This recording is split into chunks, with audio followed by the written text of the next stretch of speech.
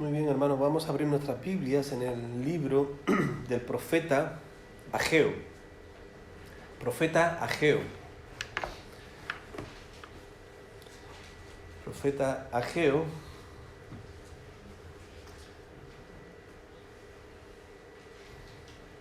Y vamos a leer en el capítulo 1, del versículo 1 al versículo 5. Mi propósito es estudiar este libro de Ageo, muy interesante, por cierto, acerca de lo que es la reconstrucción del templo.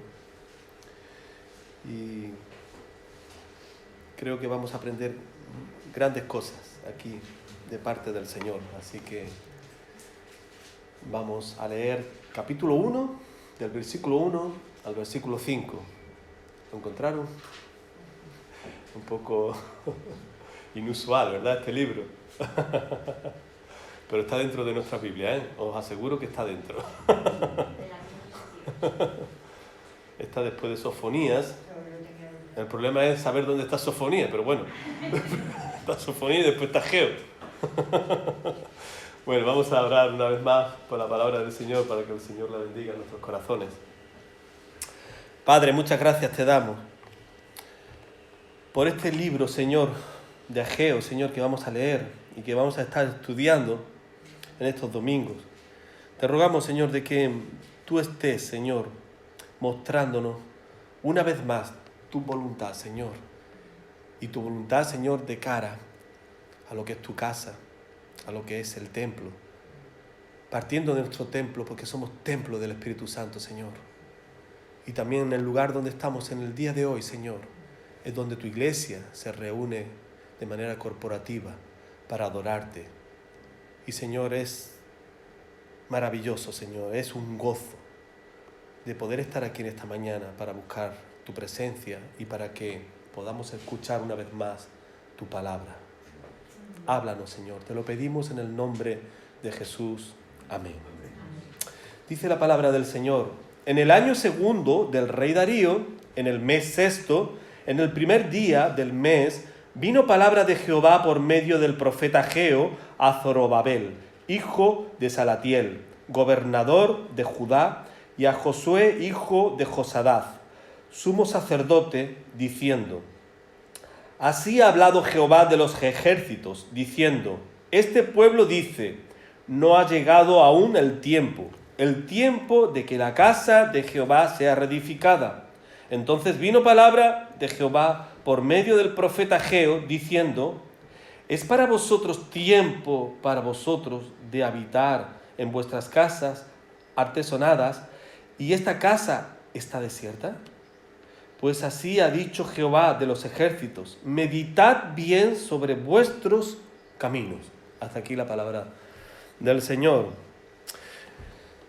Hermano, esta semana estaba leyendo un libro que está en PDF, se llama Decisiones.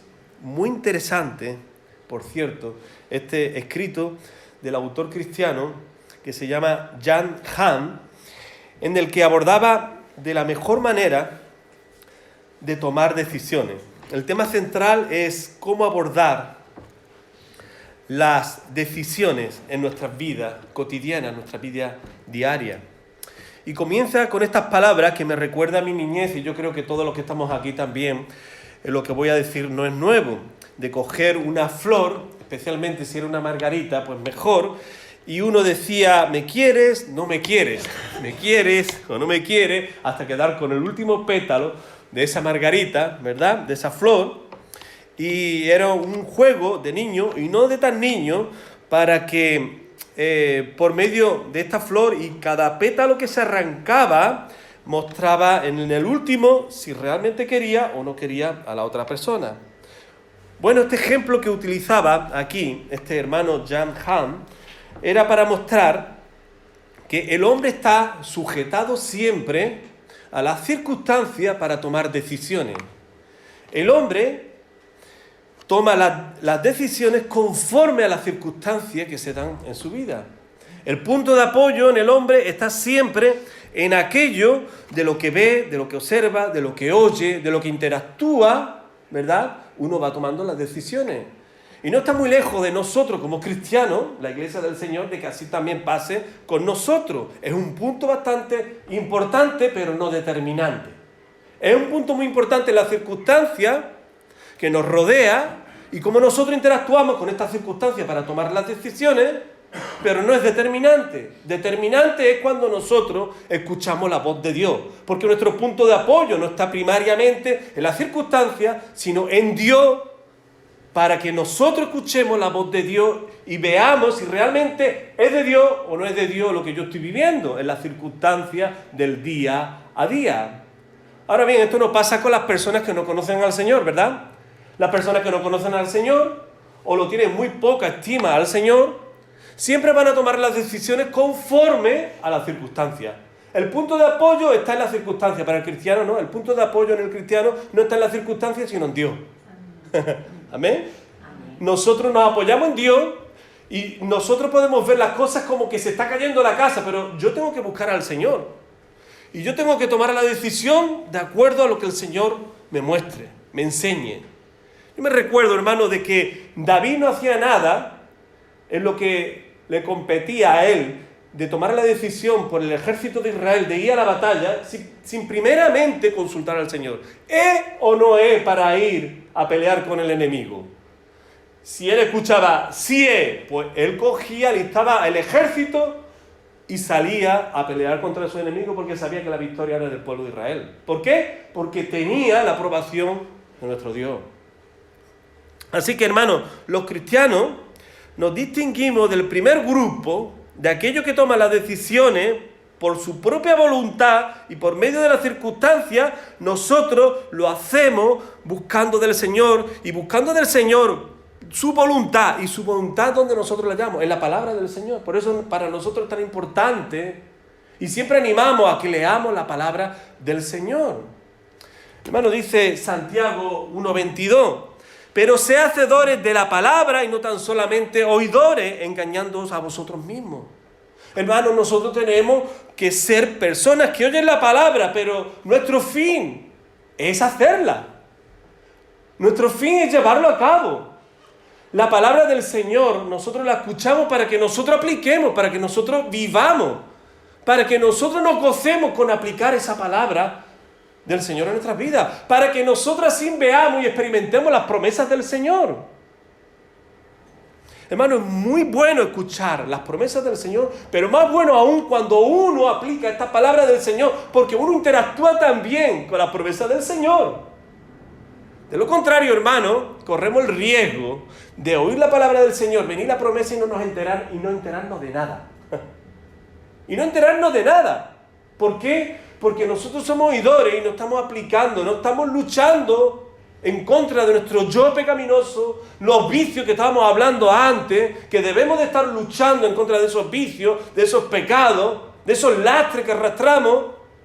¿Para qué? Para que si nosotros estamos luchando para que la palabra del Señor ocupe mi cabeza y toda mi manera de vivir, cuando venga la palabra del Señor yo voy a caer rendido delante del Señor y yo voy a decir, gracias Señor por tu promesa. Gracias porque realmente no solamente tú lo dices en tu palabra, sino que tú lo cumples en mi vida. Pero qué triste es cuando los cristianos escuchan la palabra del Señor, les gusta la palabra del Señor y no me cabe ninguna duda de ello. Pero no viven la palabra del Señor, vienen las promesas a su vida y no se enteran, y no agradecen al Señor, y no alaban al Señor por lo que el Señor ha hecho en su vida. Y es semejante a una persona que no conoce al Señor porque dice, ¡guau! ¡Qué casualidad! ¡Oh, qué suerte! ¿Qué suerte de qué ni qué casualidad? Es Dios dándote lo que tú estabas pidiendo. Y te lo da y lo tienes en poco, cuando tú deberías estar gozoso al Señor por ver su voluntad cumpliéndose en tu vida. Así que, hermano, lo que nosotros estamos viendo aquí, y esto me ha valido a mí como introducción para introducir lo que nosotros hemos comenzado a leer en Ageo, aquí lo que concernía era la decisión de restaurar el templo, la casa de Dios. Hermano, Ageo es el profeta que comanda como unos 50.000 personas que salen del exilio, de haber estado en cautividad en Babilonia durante un tiempo, y muchos dijeron así, mira, ya nuestra vida está aquí, después de tanto tiempo nosotros nos quedamos aquí en Babilonia. Pero hubo como unos 50.000 que dijeron así, no, mi casa no está aquí en Babilonia, mi casa está en Israel, yo quiero volver a Israel. Y ese contingente de 50.000 personas va para Israel, y Ageo llega un momento que habla con estos 50.000, porque estos 50.000 llegan a Israel, se acomodan en Israel, y tiene que enfrentar lucha en Israel, y se le olvida el propósito por el cual vuelven a Israel. El propósito por el cual vuelven a Israel era para reconstruir el templo. Es para estar gozándose de la presencia de Dios en medio de su pueblo. Esto es lo que da sentido al judío y también nosotros como cristianos. Que Cristo está con nosotros y que Cristo da sentido a nuestra manera de vivir al día de hoy. Y que si no fuera por Cristo, pues nosotros estaríamos vagando en un vacío, como nosotros podemos ver al día de hoy, que tiene muchas personas que están llenando y siempre está roto. Está buscando en cisternas rotas. ¿Por qué? Porque está echando y no llena en nada de lo que está llenando en su corazón. Hermano, estos 50.000 se quedaron acomodándose, librando sus propias batallas para adaptarse en este lugar. Y Ageo habla aquí de parte de Dios a este pueblo, y habla de parte de Dios para enseñarle el propósito que habían perdido de vista. Hermano, en el versículo 2 dice así: así ha hablado Jehová de los ejércitos, diciendo, este pueblo dice, no ha llegado aún el tiempo de que la casa de Jehová sea reedificada. El pueblo estaba diciendo así, mira, no es el tiempo todavía. No es el tiempo para nosotros hacer aquí nada. Y Dios se queja de esta actitud del pueblo, y el pueblo de Israel dice que todavía no ha llegado el tiempo, el momento adecuado, el momento perfecto para que cumplamos la voluntad de Dios. ¿No recuerda esto a algo? A veces nosotros también, poniendo nuestra mirada en las circunstancias, sacamos estas conclusiones.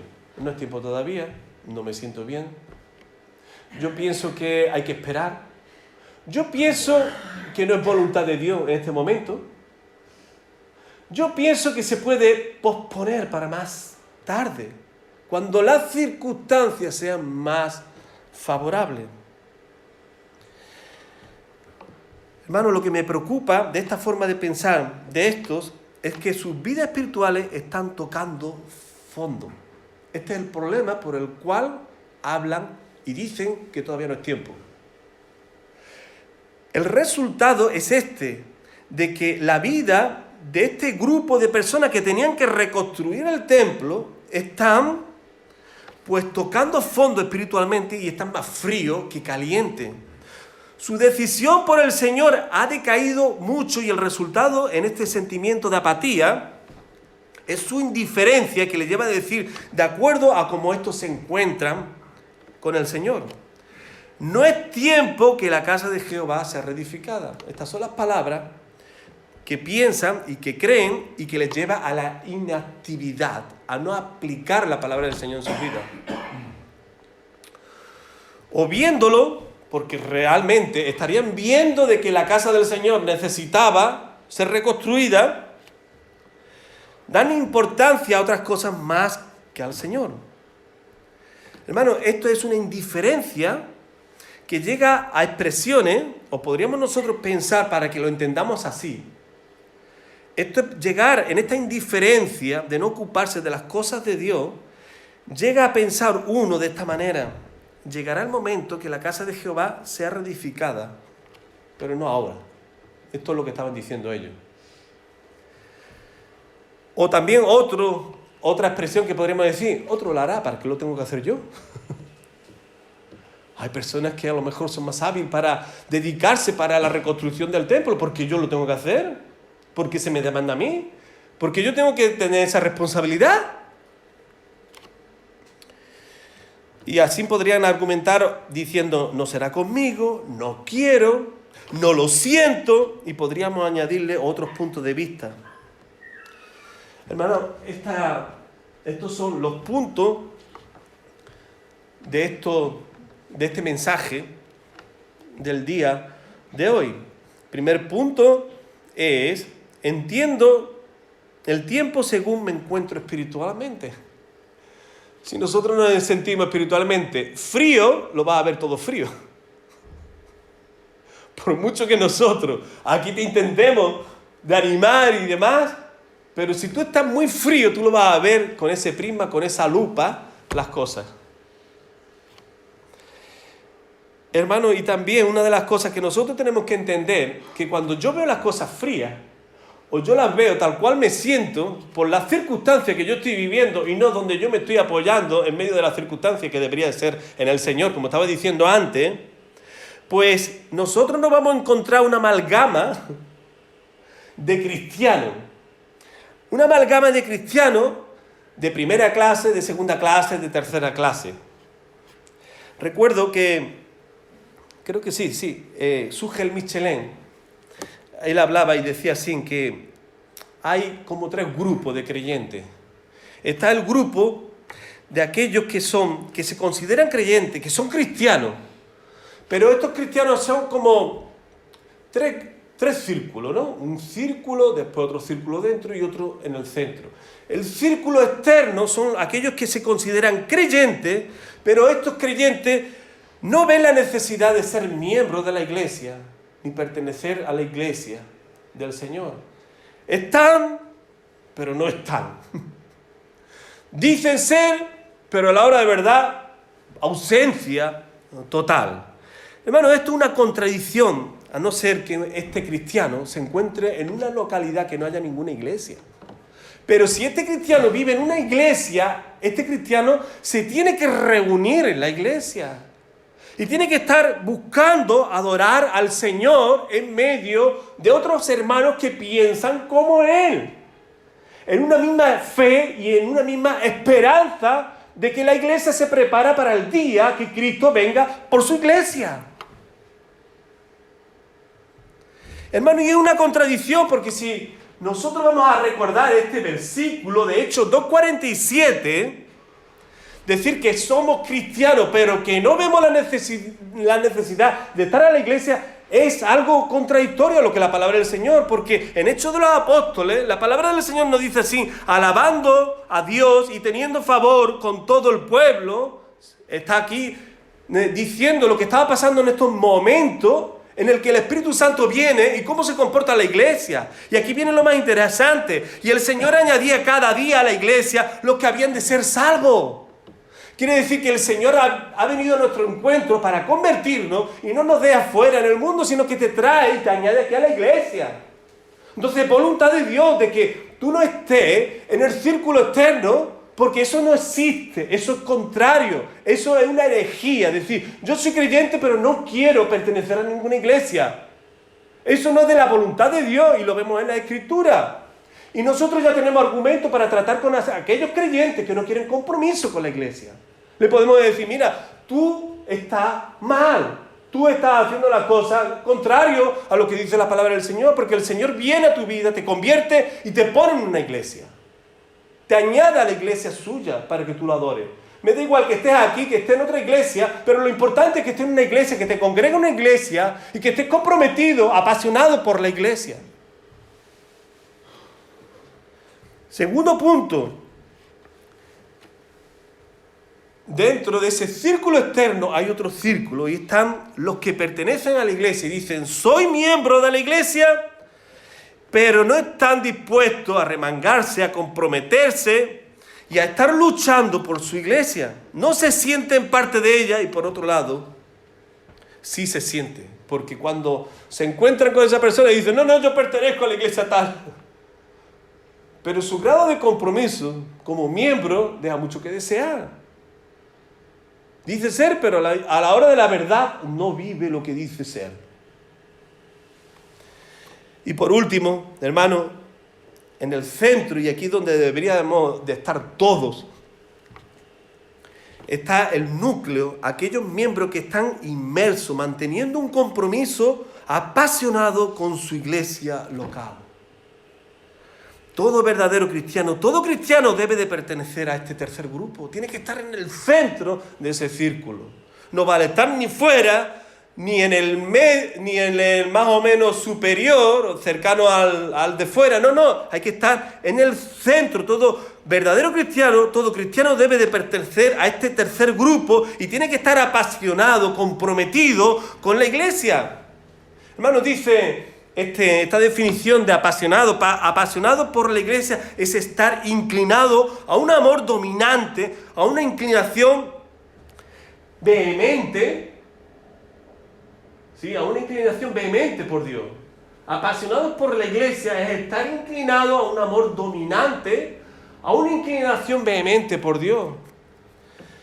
Cuando hablamos de vehemente es un sentimiento verdadero, hermano. Y dominante es que la iglesia tiene el poder de ejercer ese dominio sobre cada uno de nosotros.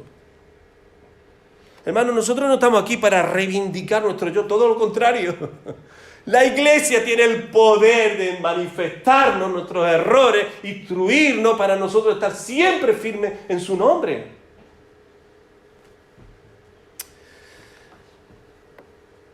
No estamos hablando, hermano, del mero deseo de pertenecer a una iglesia porque a uno le guste el arte, la música, la alabanza tan solamente. Hay hermanos que yo me he encontrado, yo soy miembro de esta iglesia porque la alabanza de mi iglesia es estupenda, qué bueno. Cada vez que suena la alabanza de mi iglesia me hace flotar. Y a lo mejor ejerce demasiado prioridad e importancia a la alabanza de la iglesia, hermano, pero nosotros tenemos que tener en cuenta de que la iglesia, el fin de la iglesia es predicar a Cristo. El fin de la iglesia, lo que persigue la iglesia, y por eso se llama iglesia, es que predica a Cristo y que nosotros somos corregidos. Nosotros somos enseñados en la iglesia para amar más a nuestro Dios. La iglesia tiene que ser como, yo creo que lo he dicho otras veces, es como el aeropuerto se enciende lo que son las luces, el tren de aterrizaje para que pueda aterrizar el avión. La iglesia tiene que estar bien marcada esa luz de Cristo que nos hace realmente encontrar sentido a nuestra manera de vivir por medio de lo que el Señor habla a cada uno de nosotros en la iglesia del Señor. Hermano, ¿y por qué nosotros debemos de amar a la iglesia? Bueno, los creyentes deben de tener amor por la iglesia, tienen que tener pasión por la iglesia por la sencilla razón de que Cristo ama a su iglesia. De que Cristo ha muerto y ha resucitado por su iglesia. Y nosotros que estamos aquí en esta mañana reconocemos ese hecho. Nosotros estamos aquí para adorarle, para glorificarle, porque Cristo se ha entregado por su iglesia. Y nosotros estamos agradeciendo al Señor porque el Señor nos ha añadido en su iglesia para reconocer esta verdad en medio de su pueblo. Hermanos, ¿se acuerdan de las palabras de Tito? Cuando Tito dice así: quien se dio a sí mismo por nosotros para redimirnos de toda iniquidad y purificar para sí un pueblo propio, celoso de buenas obras. Otro texto que nos hace recordarnos de este hecho en Efesios 5:25, cuando Pablo está aquí hablando y diciendo: maridos, amad a vuestras mujeres, así como Cristo amó a la iglesia y se entregó a sí mismo por ella. ¿Por qué nosotros amamos a la iglesia? O debemos de amar a la iglesia porque Cristo ama a su iglesia. Punto.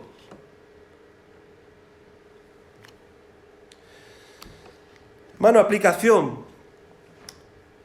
Dios nos enseña que no solamente debemos de tener un amor por su iglesia, sino que realmente este amor sea un celo por su iglesia y por la palabra del Señor que es predicado en su iglesia, para que nosotros vivamos en obediencia a lo que el Señor nos habla. A no dejar, hermano, fijaros bien, a no dejar para mañana lo que podemos hacer hoy. Este era el corazón de aquí en Ageo. Estos estaban diciendo así, mira, hoy no, ahora no es el momento de reconstruir el templo, vamos a dejarlo para mañana. Ya llegará otro, ya llegará otro momento. Ahora yo me tengo que ocupar de los problemas, de las situaciones difíciles, complicadas que hay aquí en mi tierra, en mi casa. No, y lo que nos enseña siempre la palabra es que nosotros tenemos que obedecer la palabra del Señor, así que nosotros la recibimos, nosotros tenemos que obedecer. Y si nosotros no obedecemos, fijaros bien, nosotros vamos a sufrir consecuencias por no obedecer lo que el Señor está hablando a cada uno de nosotros. Y ya lo que yo estoy diciendo aquí, nosotros sabemos. Porque cuando nosotros no obedecemos la palabra del Señor en el momento, en el tiempo de Dios, nosotros sufrimos consecuencias. ¿Por qué? Porque anteponemos nuestro yo, nuestro egoísmo, que tanto hemos hablado estos domingos atrás por la vida de Jonás. Este era el corazón de lo que estaba viendo aquí en el pueblo de Israel, en la reconstrucción del templo. No lo querían hacer, ¿por qué? Porque estaban anteponiendo sus intereses por encima de los intereses de Dios.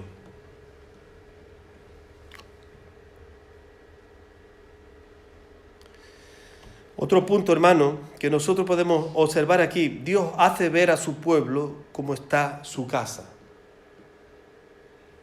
Versículo 3 y 4 dice, entonces vino palabra de Jehová por medio del profeta Ageo diciendo, es para vosotros tiempo, para vosotros de habitar en vuestras casas artesonadas, y esta casa está desierta. Pues así ha dicho Jehová de los ejércitos, meditad bien sobre vuestros caminos. Lo que le está reprochando aquí al Señor, por medio de la vida del profeta Ageo, es que ellos se están ocupando de su casa y se están olvidando de la casa del Señor. Ellos están priorizando lo que ven importante para ellos mismos, olvidándose de la prioridad, de la presencia del Señor, que da sentido, como decía antes, a toda nuestra manera de vivir. Hermano, el deseo de Dios aquí es manifestar la voluntad suya para que ellos vean lo que no estaban viendo. Él le está diciendo, ponerme a mí como prioridad, como el número uno dentro de vuestras vidas, dentro de vuestros hogares.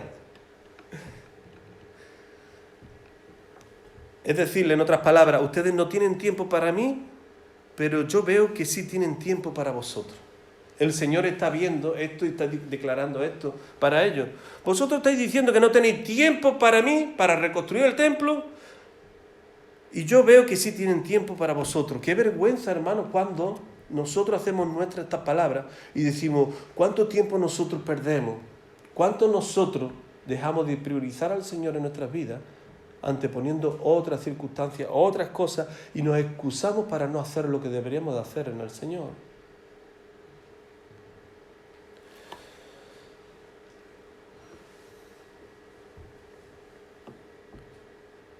Hermano, y se nos habla aquí de las casas artesonadas, casas decoradas, casas muy bonitas, lindas, ¿verdad? Pero nada de lo que realmente debería de haber. El Señor le está haciendo ver que su amor no está centrado en Dios, sino en otras cosas que no tienen nada que ver con Él. Y que a la vez les distrae de hacer la voluntad de Dios. Hermano, 3 características de aquellos que no ven a Dios el objeto de su amor, de su pasión, sino a ellos mismos. Voy a dar 3 características de aquellos que no ven a Dios el objeto de su amor, de su pasión, sino que se ve a ellos mismos, y podemos ver y prorrogar un poco lo que estábamos viendo domingos anteriores sobre el anteponer nuestro yo sobre los intereses de Dios. Hermanos, primeramente, estos son los 3 puntos. Primeramente son aquellos que contemplan la membresía de la iglesia desde una perspectiva egocéntrica. Son aquellos que contemplan la membresía de la iglesia como independiente. Son aquellos que mantienen un espíritu crítico. Primeramente, aquellos que no tienen ese celo, ese amor por el Señor, esa prioridad por el Señor, lo va a manifestar de esta manera. Son aquellos que contemplan la membresía de la iglesia de una perspectiva egocéntrica. ¿Esto qué quiere decir? Bueno, esto quiere decir, hermano, que uno va a la iglesia para ver qué puede recibir de la iglesia. Cuando se tiene este espíritu de decir, yo pertenezco, y esto era muy hábil los judíos, hermano, el decir, yo soy judío, eso era como tener galones, era tener como un reconocimiento por aquellos que estaban cerca de ellos mismos, que no eran del pueblo de Israel, y ellos podían presumir como judíos.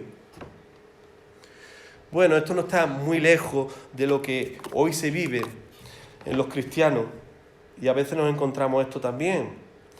Y hay cristianos que, siendo miembros de la iglesia, estos van a la iglesia para ver qué pueden recibir de la iglesia en este espíritu egocéntrico, en términos de interacción social, de programas, de cosas que se pueden hacer dentro de la iglesia. Y por ello no estoy diciendo que yo esté en contra, pero hermano, cuando uno prioriza estas cosas por encima del sentido por el cual uno pertenece a la iglesia y se hacen las cosas de la iglesia, aquí se corre un grave peligro. Primero está Dios y después todas las cosas que se hagan dentro de la iglesia, porque todo lo que se hace es para la gloria de Dios.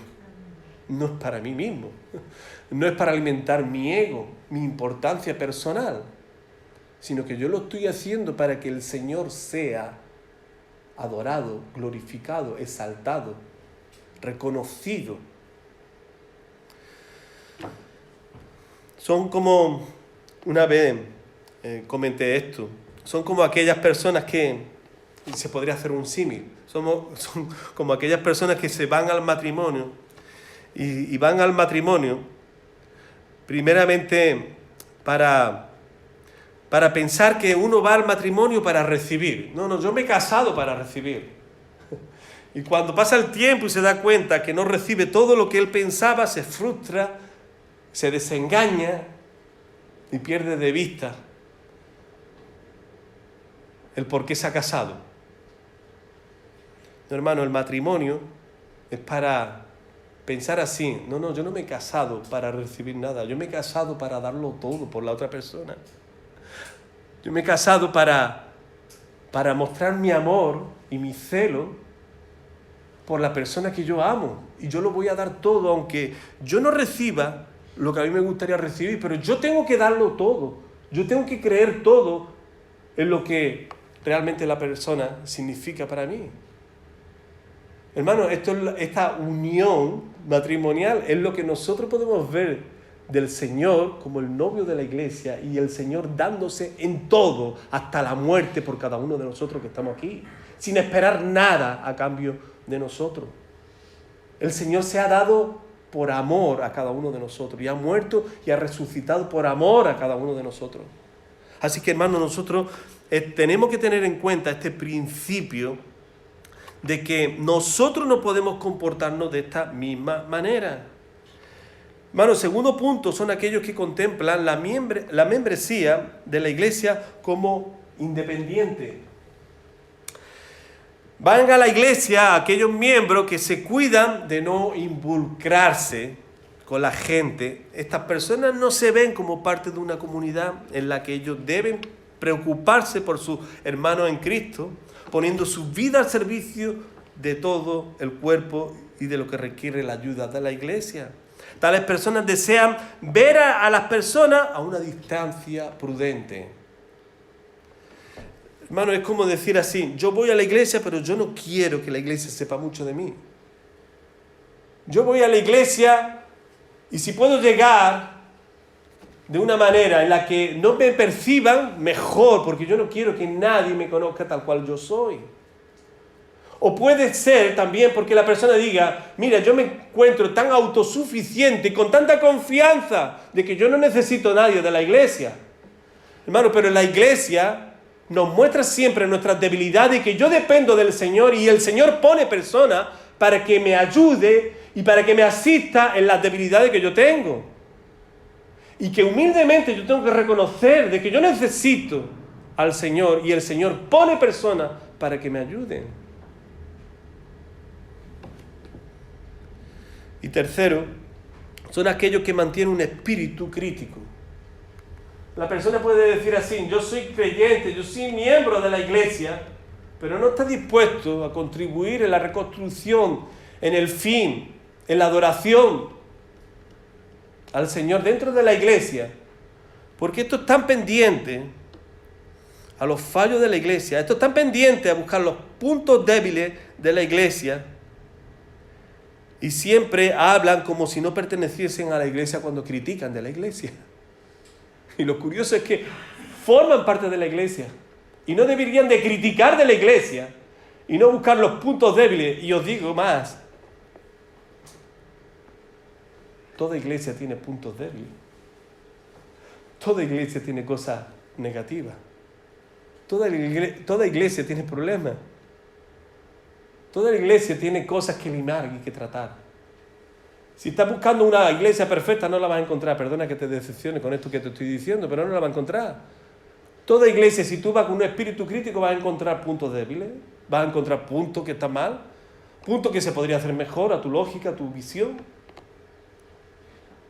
Pero hermano, qué triste es encontrar personas que no quieren cooperar para la edificación de su iglesia, porque están buscando en este espíritu crítico destruir la iglesia, porque esto desanima, esto desgasta, y a los que son débiles en la fe se los carga, los aparta de la iglesia. Y termino aquí, hermano, con 3 principios que podemos resumir de lo que hemos hablado en esta mañana, en estos 5 versículos, quedándonos con este último versículo. Pues así ha dicho Jehová de los ejércitos: meditad bien sobre vuestros caminos.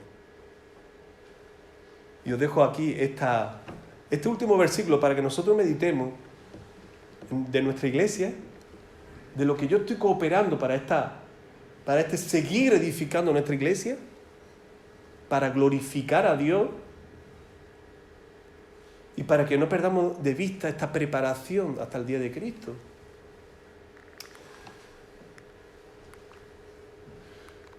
Bueno, primeramente, es imposible que digas que amas al Señor y no ames su iglesia. Es lo que nosotros podemos resumir de lo que hemos hablado. Es una contradicción que un cristiano no se congregue. De hecho, la palabra del Señor dice que no dejemos de congregarnos como algunos tienen por costumbre. Aquel que es cristiano miembro es aquel que apoya a su iglesia para que ésta siga el rumbo que Dios ha trazado para ella. Amén, hermano. Pues que el Señor bendiga a cada uno de nosotros en este deseo de seguir contribuyendo y poner nuestro hombro para que el testimonio de la iglesia siempre siga firme. Amén. Muy bien, terminamos orando al Señor y pasando a celebrar la cena del Señor. Padre, te damos las gracias por estas palabras, Señor, que tú también al día de hoy estás hablando a cada uno de nosotros, Señor. Y, Señor, estas palabras, Señor, son palabras muy directas a nuestra actualidad, a la cual nosotros vivimos el día de hoy. En medio de muchas cosas que nosotros vemos y observamos, de aquellos que dicen ser, que pertenecen a ti, Señor, y no viven de acuerdo a lo que tu palabra nos enseña.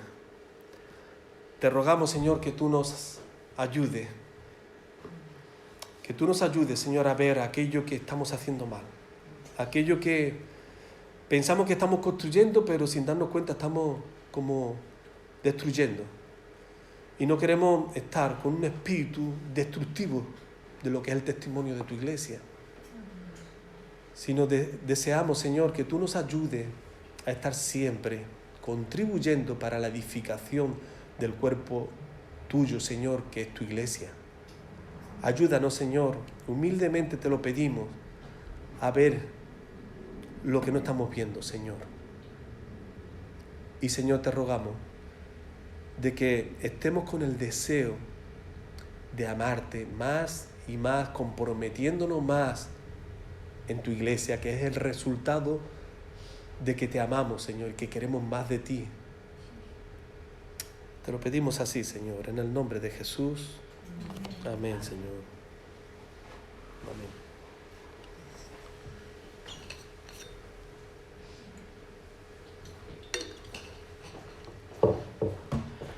Muy bien, hermanos, pues como solemos hacer, venimos hasta aquí, cogemos el pan y el vino.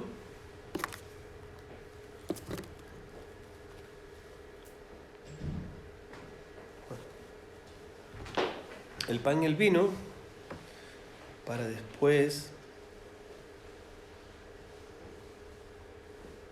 celebrar este momento que el Señor